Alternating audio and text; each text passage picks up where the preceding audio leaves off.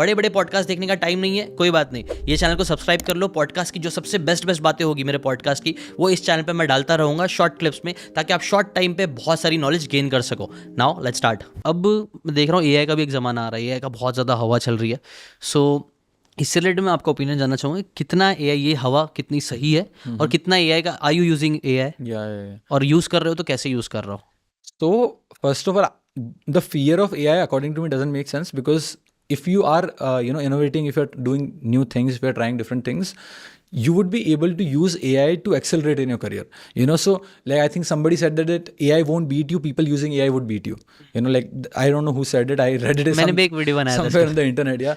So you need to be very aware of the recent trends and the tools that are coming. So अब दिक्कत क्या होती है ना कि पहले क्रिप्टो आया, सब लोगों ने क्या अपना सब काम धंधा छोड़ के क्रिप्टो करने लग गए। फिर एआई आया तो सब काम धंधा छोड़ के अब एआई कर रहे हैं, राइट?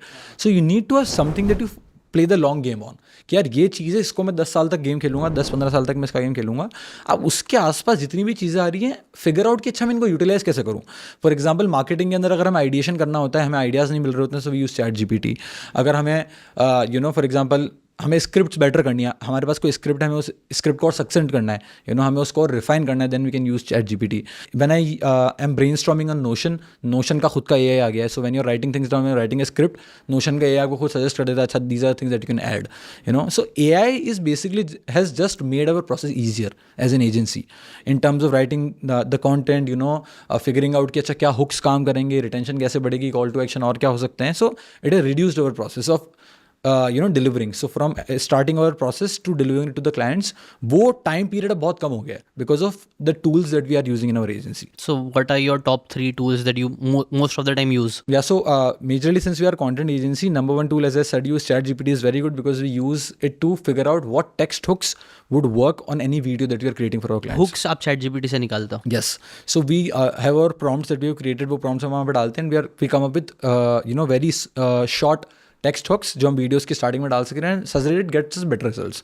वो हो गया पहला tool, right? Then there is Notion AI, as I told you, it is very helpful in brainstorming. अगर आप बैठ के ब्रेनस्टॉर्म कर रहे हो नोशन पे, if you use Notion, so I personally use Notion. And then since we have a video editing agency, so there is a tool called autopod.ai. So what it basically does is you just purchase it for Premiere Pro, and जैसे अभी हम ये podcast record कर रहे हैं ना, so you apply the tool on Premiere Pro, automatically podcast edit हो जाएगा, राइट? मल्टीपल कैमरा एंगल्स भी एडिट हो जाते हैं, राइट? सो जो भी पॉजेज हैं, जो भी जब आप एक चीज़ को 2 बार बोल रहे हो, पॉजेज आ रहे हैं, बीच में अटक रहे हो, वो सारी चीज़ें ऑटोमेटिकली वो कट कर देता है। And then there is another tool called Descript.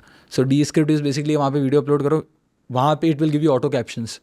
उस कैप्शंस को डाउनलोड करके सीधा अपनी वीडियो पे लगाओ। आपने देखे होंगे आज के शॉर्ट फॉर्म पे वो कैप्शंस आते हैं, right? So you can use Descript में ऑटोमेटिकली ग्रीन स्क्रीन भी हो जाता है।